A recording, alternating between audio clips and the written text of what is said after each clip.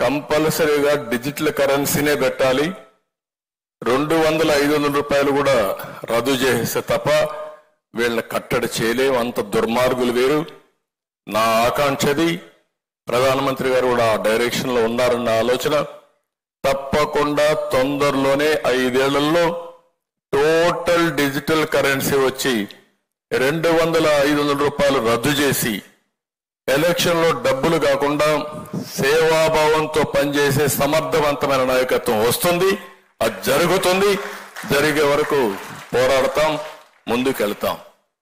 ఎవరికైనా డబ్బులుంటే సర్వీస్తో ప్రజల్ని గెలవాలి తప్ప ఎన్నికలో డబ్బులతో కాదు. ఈ విషయాన్ని కూడా మనం గుర్తుపెట్టుకోవాల్సిన అవసరం ఉంది. ఎంత ఈ 5 ఏళ్ళు నేను చూశాను. 40 ఏళ్ళలో చాలా మంది ముఖ్యమంత్రులు చూశాను. నా జీవితంలో ఇలాంటి వ్యక్తి ఒకడు ఉంటాడు,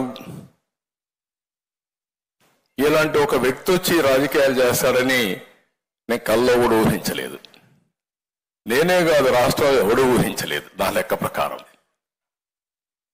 అతని బిహేవియర్ చూస్తా ఉంటే చాలా వ్యాపారాన్ని రాజకీయం చేసుకున్నాడు. రాజకీయం చేసుకున్న తర్వాత ఎవరైనా సరే కొన్ని విలువలు ఉంటాయి, కొన్ని పద్ధతులు ఉంటాయి, కొన్ని ప్రాధాన్యతలు ఉంటాయి. ఎలాంటి లేకుండా అనునిత్యం మీరు నోరిప్పితే అబద్ధాలు, బ్లాటెంట్ లైస్. ఒక ముఖ్యమంత్రిగా ఉండే వ్యక్తి ఇన్ని అబద్ధాలు చెప్పి మళ్ళా సర్వైవ్ అవుతాడు నా జీవితంలో ఎప్పుడు నేను ఊహించలేదు. చెప్పిన అబద్ధం చెప్పకుండా చెప్పేయడం. ఎవరైనా నువ్వు తప్పు చేశావు అంటే వాళ్ళపైన పడిపోవడం. ఇంకా పోలీసులు వచ్చేస్తారు, తప్పుడు కేసులు పెడతారు. వీళ్ళు ప్రభుత్వం తరపున బ్రహ్మాండమైన అడ్వకేట్లు పెడతారు. మన సొంత డబ్బులు పెట్టుకోవాలి. దీంతో రాష్ట్రం మొత్తం మీరు చూస్తే భయంకరమైన వాతావరణం ఫేస్ చేశాం. ఈరోజు కొంతమందికి నేను సీట్లు ఇవ్వలేకపోయి ఉండొచ్చు. వాళ్ళు చేసిన త్యాగం నా జీవితంలో ఎప్పుడూ మర్చిపోలేను. నా కళ్ళ ముందర కనపడుస్తున్నాయి. జైలుకు పోయారు, చాలా సఫర్ అయ్యారు, మానసికంగా క్షోభ అనుభవించారు, శారీరకంగా సఫర్ అయ్యారు. ఇవన్నీ ఎందుకు చేశారంటే నమ్మిన సిద్ధాంతం కోసం చేశారు. ఈరోజు మీరు కొన్ని ఎగ్జాంపుల్స్ మీకు చెప్తే ఎంత దారుణంగా ఉంటాయో ఒకసారి చూస్తే ప్రతి ఒక్కటి ఫేక్ ప్రచారం. ఇప్పటి నుంచి ఎన్ని ప్రచారాలు చేస్తారు నాకైతే తెలియదు. లేటెస్ట్ గా చూస్తే బీజేపీ పార్టీ ప్రెసిడెంట్ కూడా రాజీనామా చేసేసిందని ఒక వార్త పెట్టేశారు.